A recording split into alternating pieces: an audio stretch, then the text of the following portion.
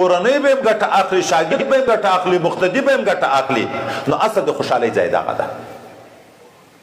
دومره خوشحالي نه چې سړي وس رسېږي سل دومره چند زیات خیرات چې وکړي. یو حاجي صاحب تېر کال د ما سره 2 زمن فارغان شو. الله تعالی ښه وس ورکړی، خو ډېر ښه زړه یې ورکړی، داسې زړه یې ورکړی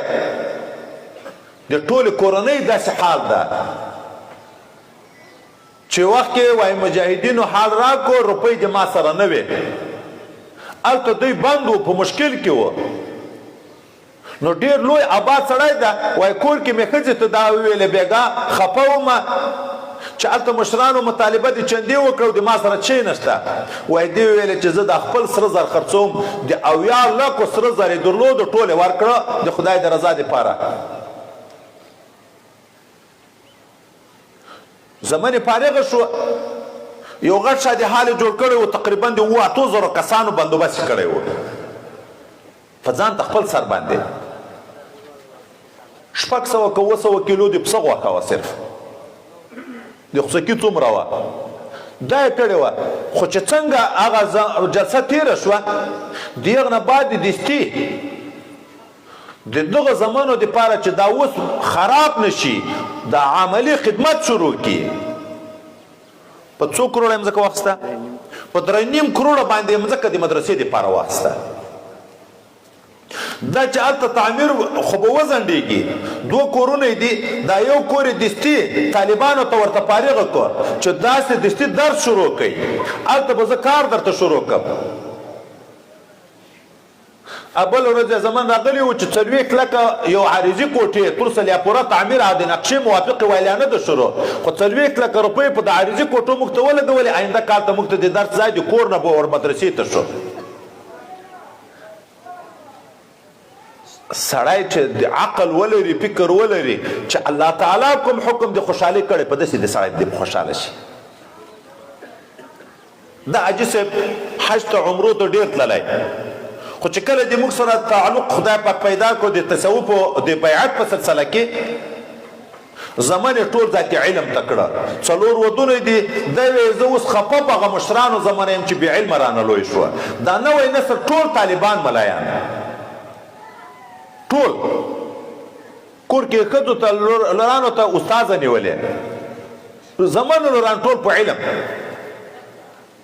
خو موږ ته عمرې ته روان وو، راغی ما ته ویلې وایي دا د روژې چې څومره خرچه ده، ما چې منصره کې به ترجمه کوله،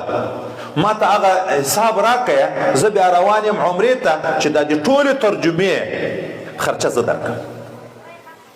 ما ناظم راووت، ما ته دا حساب ورته وکړه، روژې نه مخکې خو خرچه کمه وي، هغه کم حساب کړی و، 4 لکه روپۍ انداز چې کېږي. نور خو په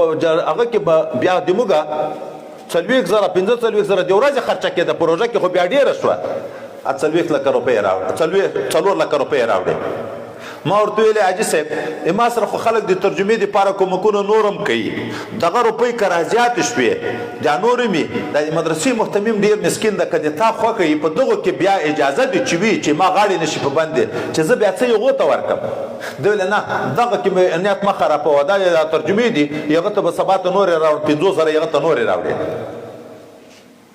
خو چې کله عمرې ته لاړ، بېرته راغی، 5 نفره د کوره ټول لاړه. چې بیرته راغی بیا ویلې وایي ما د عمرې نه 100 خوند واخیست، ډېرې عمرې مې کړي.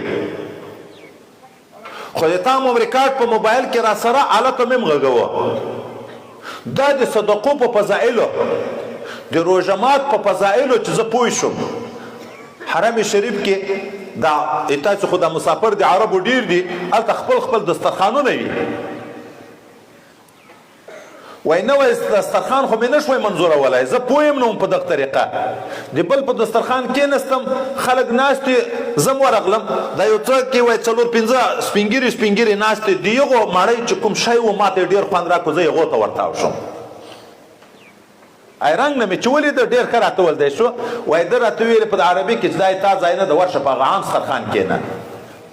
وای دغه خبره ما ته خدای دومره ګټه راکړه، ځان سره مې سوچ وکړه چې خدای دنیا درکړې، د بل په دسترخوان کېنې ولې ته خپله صدقه نه کوې. دستی د لمانځه نه بعد وای ووتم په نانبایانو کې مې هغه قسم ډوډۍ چې هغه کنځلې یې په هغه کوم ښه خوراک و دا مې پیدا کړ آینده دپاره هر روژه ماته وای غټه کڅوړې به مې راډکې وي دغه د عربو په سترخان خپل سترخان خو مې نه شوی منظورولی مړۍ به مې نیمه نیمه کوله دا غریبانو په چغمالې هغه خانانې چې خوري روژه په ماته یي چې دا غریبان یې په هغو ماته کړي نو وای څه کلمات د عمرې نه خوند واخلي چې خدای دا توفیق راکړو چې اما دنیا په روژه ماتو باندې په حرم شریف کې خدای پاک ولګوله دا حاجي صاحب دغه د په دغه خوشحاله یي چې دې روپۍ نن خدای پاک په داسې دیني مجلس کې ولګولې که دا په ډولو په سرونو یې لګېدلی وای بیا به د قیامت څومره عذاب و هر انسان باید دغه ته متوجه شي دا د یو د دغه کورنۍ نه که دا ټول قوم په خوشحاله شي زړه په خوشحاله شي چې موږ په قوم کې خدای عالم پیدا کړ ټول قوم ته یې ګټه ده دا د زړه په محبت او په خوشحالي ټولو ته خدای پاک ثواب ورکوي دا قوم چې څه کالې داسې څو خوځک فارغه شو 3 نفره خوځک فارغه شو دا د یوه کور دپاره نه دي دا د ټول قوم دپاره دي بلکې د ټول امت مسلمه دپاره دي ځکه دغه مدرسه کې صرف خوځک نه اوسېږي په بله مدرسه کې صرف زادران نه اوسېږي په بله مدرسه کې صرف سلیمان خیل او خروټی نه اوسېږي نوم د یوه قوم د مدرسې وي خو اوسېږي پکې د دنیا مخلوقات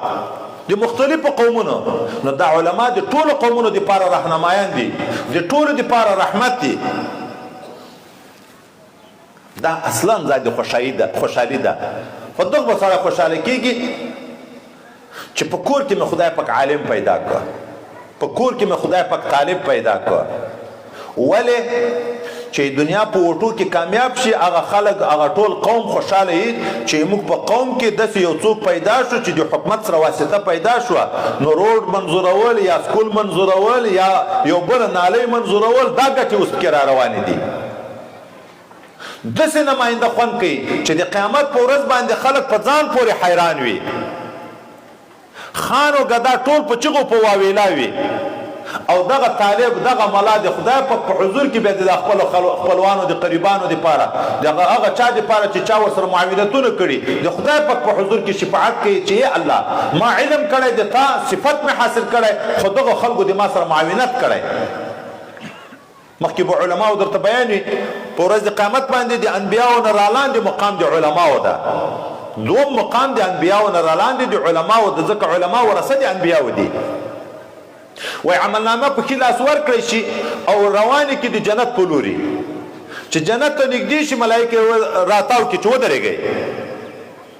وای دی ورخطا شي چې اوس مو خدای نه قصده بیرته جهنم ته بیا یې کولې ملایکې ورته